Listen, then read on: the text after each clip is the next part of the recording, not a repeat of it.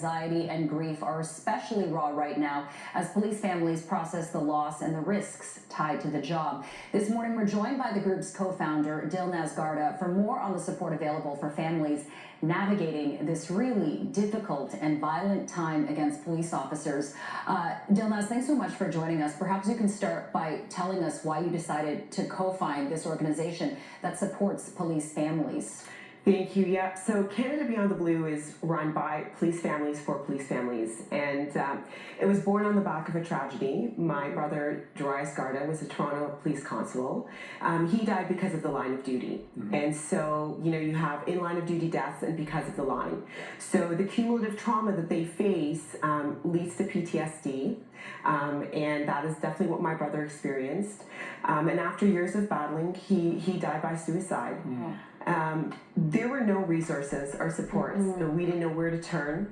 And so I wanted his name not to stop there. Yeah. There had to be a lesson, there had to be a legacy, and we could do better. And so we did. And Canada Beyond the Blue was founded to help police members with their families. Oftentimes these police members come home and the families don't know what to do or how to support them. Yeah. So what a wonderful tribute for your brother, Dilnaz. That is beautiful and remarkable at the same time, and I'm sure not easy.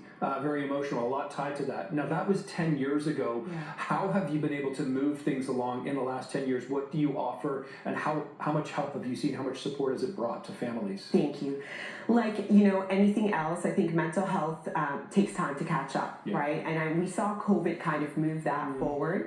I don't know anyone who didn't experience some form of mental health struggle during COVID. And so that really equalized the conversation.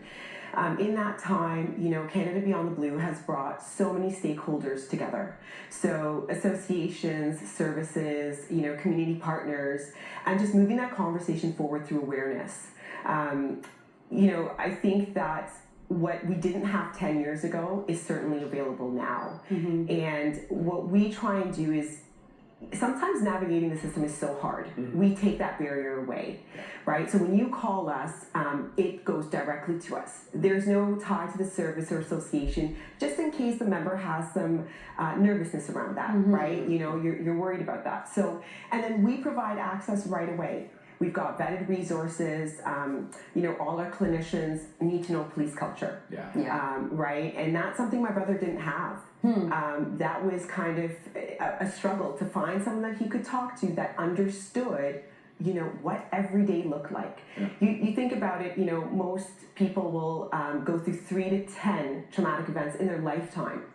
An officer will face close to 800 or 1,000. Right, yeah. Wow. It's probably 3 to 10 a shift in some cases. Yeah, that's right, yeah.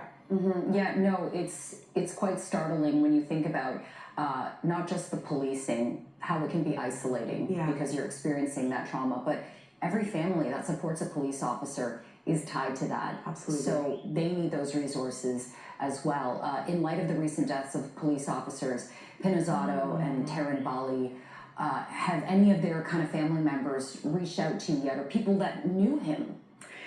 We have seen such a surge in family anxiety. Yeah. Right? Like, we did not sign up for our police members to get murdered. We didn't sign up for that. We signed up to support them in serving the community and keeping the vulnerable safe. So there has absolutely been a rise in anxiety. I can't imagine, how could there not be? As a mom, as a parent, as a wife, right? Like, sending out my police member, it's incredibly scary. And it's gut-wrenching. The funerals were absolutely heartbreaking. Yeah, yesterday was incredibly emotional, a difficult day for so many involved, of course, directly the family, but then beyond. Listen, Dilnaz, we really appreciate the time this morning and the efforts that you continue to offer to police families right across Canada, Beyond the Blue. Thank you for that this morning. Appreciate this. Thank you so much. Thank you. All right, take care. We have a quick break here.